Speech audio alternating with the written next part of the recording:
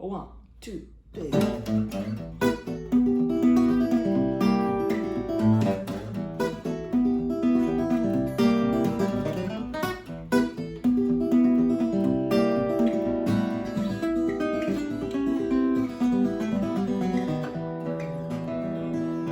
hey everybody, welcome to part 3 of our little mini-series on chords. So in this video I'm going to talk to you about how to follow a chord progression on the fly if you're sitting in or jamming with musicians playing a song you've never played before. I'm going to talk a little about the Nashville number system, which is a way of writing chord charts in Nashville, which is where I live, that I think is very useful for understanding. I'm going to talk about playing melodies within chords. I'm going to talk about not only memorizing the names of the notes on the fingerboard, but memorizing the roles of the notes. So for example, in a C chord, we have C, E, and G. We have the root, the third, and the fifth. So memorizing the roles of each note in a given chord. It's a very useful and important thing to do. I'm going to talk a little bit about altered chords, flat 9, sharp 9, those kind of chord alterations.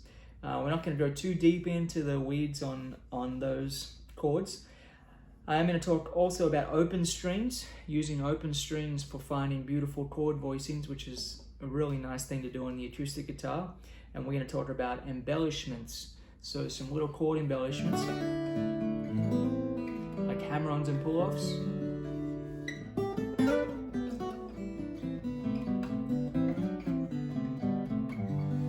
And little melodies kind of leading from one chord to another, and how I like to embellish chord changes.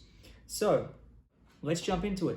Please like this video, hit the thumbs up, and do subscribe to my channel if you haven't already, and don't forget to ring the bell notification if you'd like to be notified when I post a new video. So first up, we're going to talk about how to follow a chord progression on the fly. Now this was a question I received on my last chord video, and this is the way I would suggest you think about it. The first thing to identify is what key is the song in. So if you're jamming along with another musician, you might say, what key is this in? Or you might look at their hands if they're a guitar player. Or you might just kind of run your hand up and down the neck and try to find, where the root note is. So maybe it's in A flat, maybe it's in E, maybe it's in C. And once you find out what key the song is in, there are certain genres that are easier than others to follow. If you're playing a blues song or a folk song or a country song, or a pop song, these types of genres have, a lot of similar chord progressions that happen. Jazz can be more difficult. So obviously this becomes more difficult as the harmony becomes more sophisticated. But I think using the Nashville number system is a really great way to just learn about how chord progressions work, and to just get really good at, figuring out a chord progression and remembering what it is. Most songs only have 2 or 3 sections. Typically a song has a verse, a chorus, bridge, and maybe a pre-chorus, maybe an intro, a few little additional elements here and there. But once you figure out the kind of rough chord structure and the rough structure of the arrangement of the song, you can pretty much make your way through it. So let's talk about the Nashville number system. Now, the Nashville number system, if I played a chord progression like this,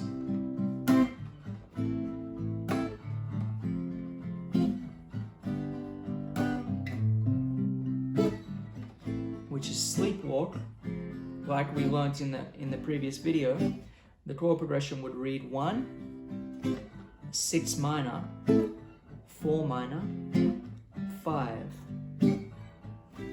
So if I'm on a bandstand with someone who's playing that chord progression, I think to myself, okay, 1, 6 minor, 4 minor, to the 5, back to the 1. And so the way that works is we're in the key of C, and in the C major scale we have C, D, E, F, G, A, B, C, and the degrees of that scale are 1, 2, 3, 4, octave.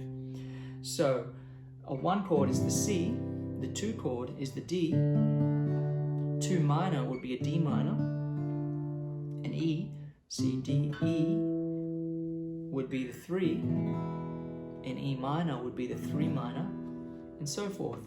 So once you've learned a few tunes using this system, then you'll realize that a lot of songs have, you know, a lot of similarities in the way the chords are structured. So a lot of songs use the 1, the 4, and 5. And there'll be certain songs that use a 3.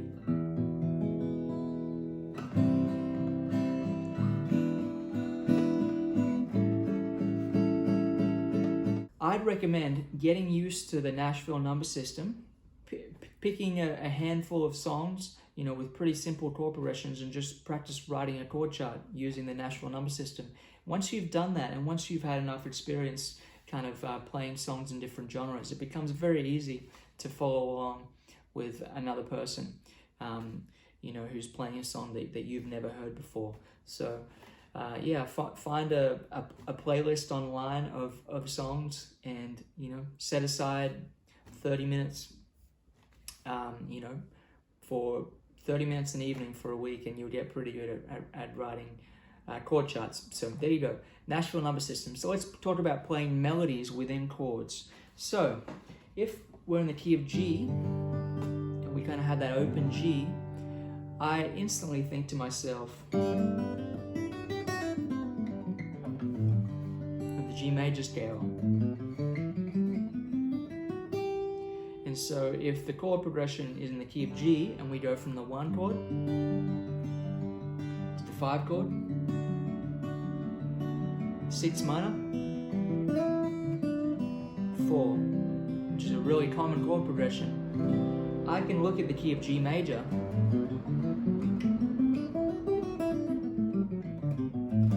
and add some melodies using that scale to that chord progression. It would sound like this.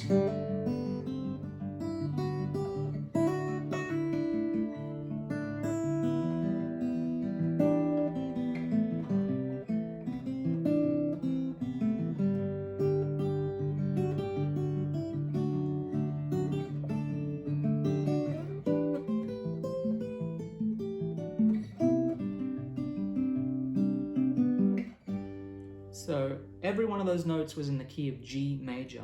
So I know the G major scale all over the neck.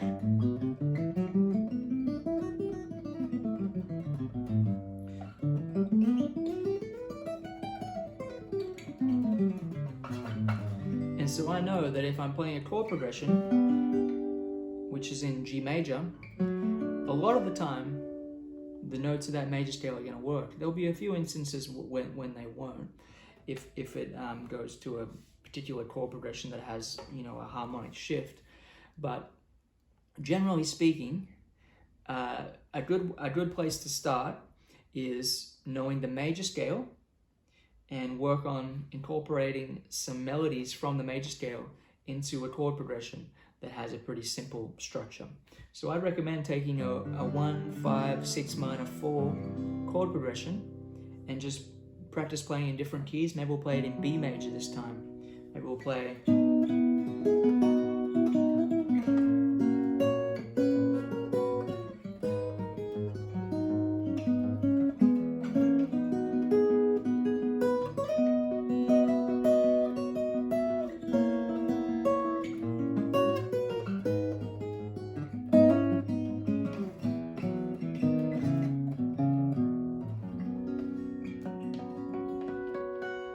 So what I'm thinking there is 1 to a 5 with a 7 in the bass, but it's a 5 chord, 6 minor to a 4. I'm not really thinking B to an F sharp chord, to a G sharp minor, to an E. That's just the way I like to think. I'm thinking 1, 5, 6 minor, 4. Maybe to a 4 minor, back to the 1. And I'm very comfortable with the major scale, And you know, I think that's a really important step, is to get very used to playing the basic major scale all over the neck of the guitar, because from there you can play every mode and whatnot. But this is not really a video about scales. So that's how to play some melodies within chords, and you know, how to start at least. And you can do a lot with just the major scale for sure. So let's talk about memorizing the roles of the notes within a chord. So if we were to take a C major 7 chord here, for example, we would look at the notes. Here we have a C, a G, a B, an E, and a G in this particular version of the chord. So it's great to know the names of those notes, but it's also important to know the role of those notes. So that's the root note. G is the 5th, B is the major 7th, E is the 3rd, and G is again the 5th. So we have C, G, C, D, E, F, G. 1, 2, 3, 4, 5. G is the 5th, and then we have B, the 7th. And so that's important no matter what chord you're playing. Here's like a 6-9 chord that I love playing. So we have a C, an A, a D, a G, and a C. So there's actually no 3rd in this chord, which is fine. We could play the 3rd there.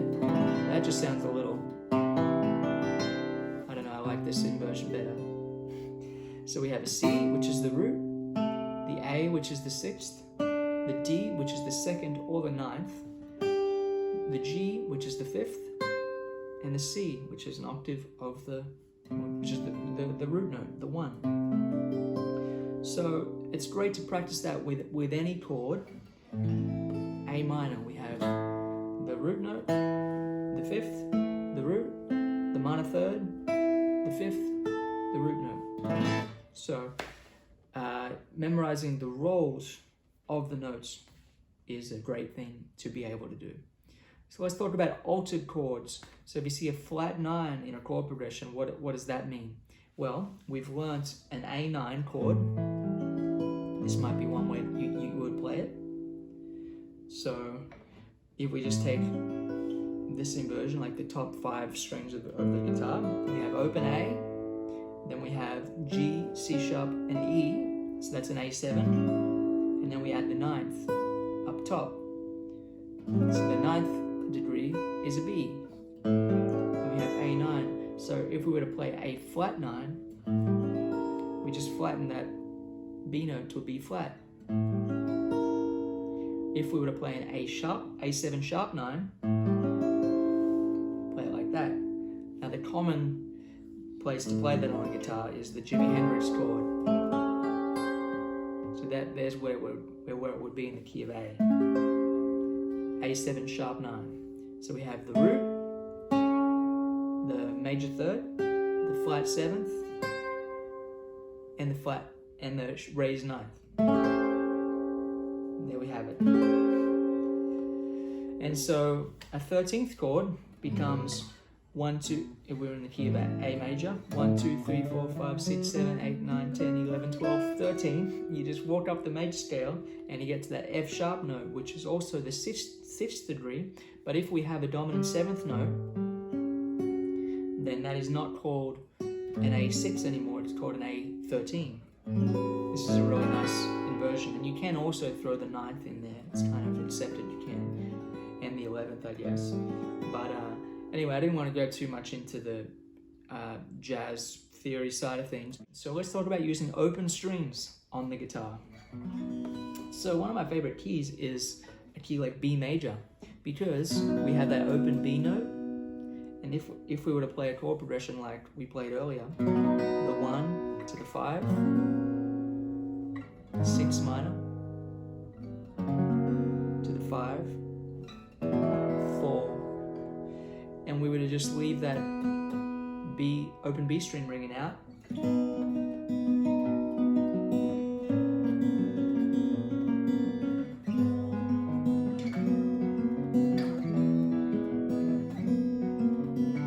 we get this beautiful suspended sound over chords like that. So we're suspending the 1, 2, 3, 4, suspended 4th degree on that F sharp chord, which is the 5 chord. So using open strings we can get a lot of beautiful inversions like this. Or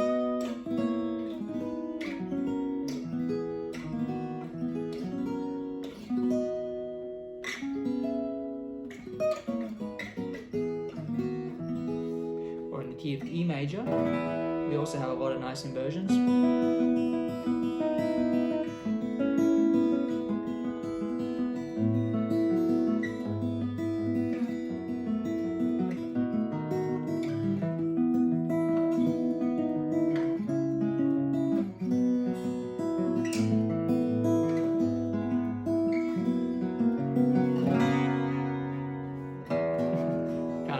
To B major there,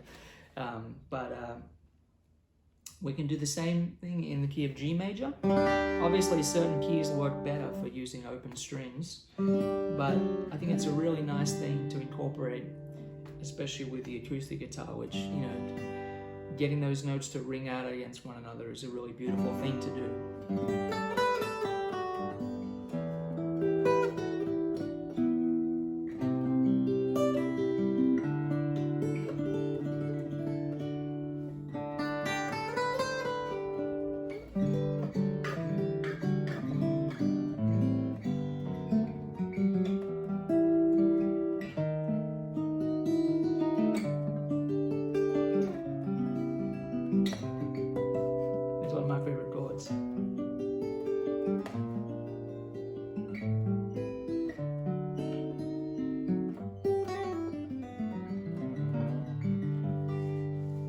So using open strings is a really beautiful way to just bring out the magic of this instrument, the acoustic guitar. So let's talk about some embellishments.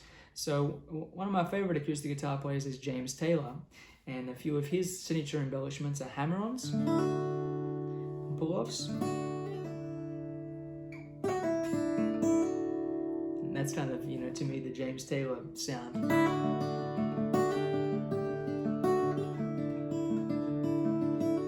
So we can take that and play those kind of embellishments over any chord.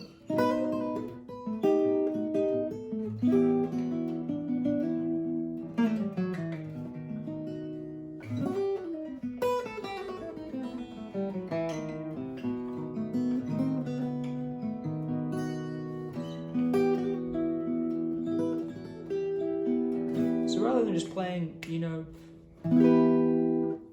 maybe rather than just strumming a chord, you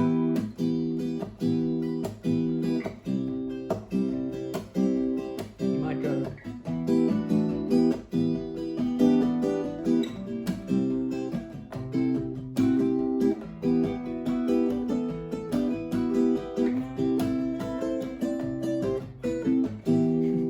You might try to find some little melodic things to add to spice things up a little bit, and add in a few little hammer-ons and pull-offs. It's a nice thing to do. I also love using double stops. So if I was to take a chord progression like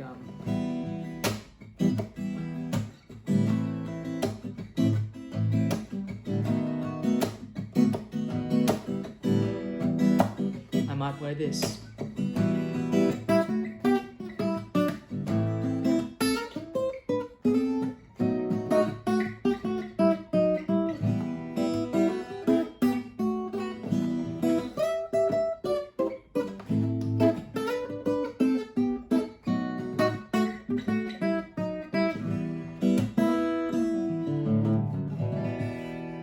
I'm just taking an E minor chord, an A minor chord, and a B7 chord, and if we play, you know, an E natural minor scale in double stops like this, so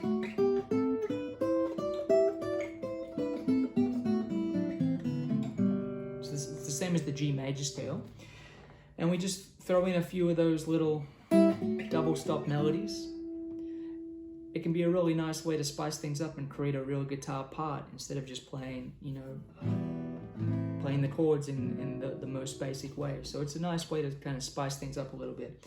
So demonstrating that in a different example, we might have like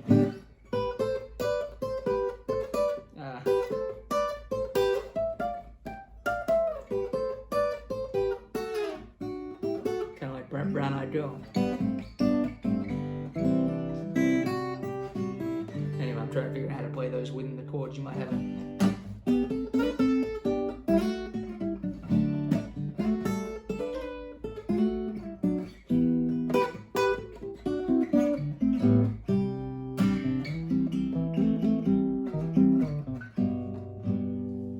And I'm always thinking in terms of trying to play melodies on the guitar, and the chords, you know, are important to be felt, and the chord progression is an important thing, but having the melodies really kind of tell the story that's my favorite way of approaching it. So I'm always thinking in terms of the melodic notes I can play within the scale, as well as the double stops